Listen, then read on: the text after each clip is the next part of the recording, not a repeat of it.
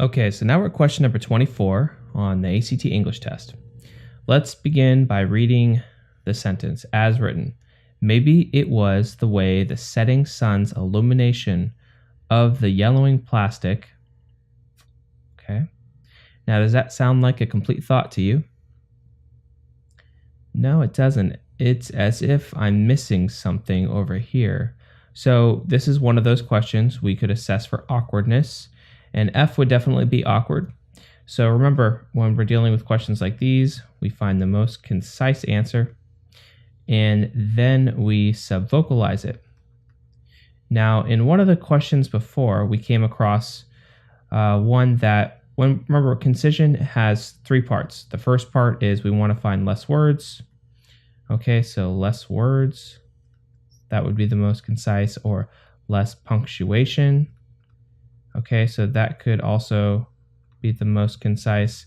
And the third one, right, the less common one, that's where we have, let's say we had a subject and verb in the middle, and we had a subject and verb up front.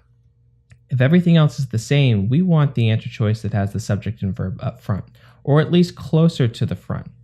Okay, so these are the three ways that we assess concision. And then we subvocalize, which means we hear how it sounds.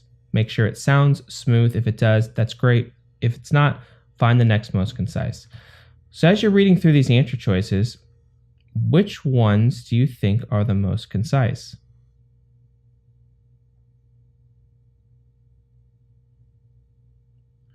Well, if we're going by which one is less wordy, right, we would have picked, this would have been one of them, F. We tried that. That didn't work very well. Now we can try answer choice J. Maybe it was the way the setting sun illuminated the yellowing plastic. Okay, so how does that sound?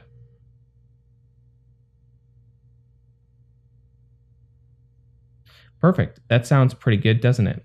Okay, so answer choice J sounds just fine. We subvocalized it, and if that was all the time you had left or you weren't sure what to do, just pick J and move on. But now let's go through the other answer choices and find out why they're wrong. Well, this has to do with modifier placement. So we want a modifier that fits whatever it is that we're talking about.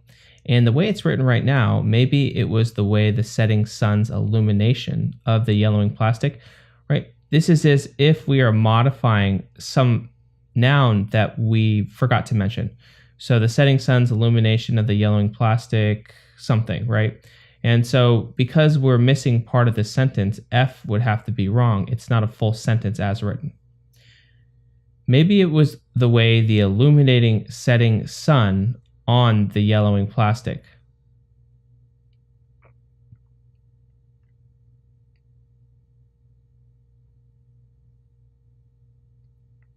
Here it says that we have the illuminating setting sun, and it's literally on the yellowing plastic.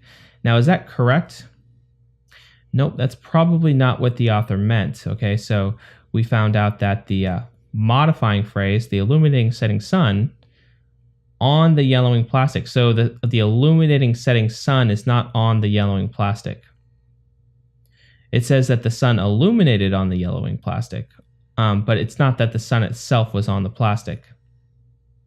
Let's try H. Maybe it was the way the sun illuminated the set on the yellowing plastic. I don't know what they mean by the set. When I think of the set, I think of like a movie studio, right? So I'm pretty sure that it's not supposed to modify the set, which is then on top of the yellowing plastic. So again, that's not correct. The modifier placement is inaccurate. And again, we're left with J. Maybe it was the way the setting sun illuminated the yellowing plastic. Okay, that makes sense. So the setting sun illuminated. Okay, so that correctly modifies the word illuminated for this whole thing to make sense. And now I understand how the yellowing plastic comes into it. So the answer choice would be J. So when you're reading these, make sure that you're paying attention specifically to what the sentence is saying, because a lot of the times we can interpret sentences, and even though it's written in an awkward way, we sort of understand the meaning behind it. But the ACT is specifically checking to see if we can understand the sentence structure to make sure that we know that the modifiers must be in the right spot, modifying the correct words so the sentence makes sense, and in which case you would arrive to answer choice J. So in either way, we could use our concision technique. Remember, these are the three ways that we assess concision, and then we can subvocalize, hear how it sounds. If it sounds accurate, that's most likely going to be the right answer. And then we went through why the other ones are wrong, and it has to do with modifier placement. G and H didn't put the modifiers in the right place. F was not even a complete sentence, so we had to mark that wrong because it wasn't a complete thought. And again, we are left with answer choice J.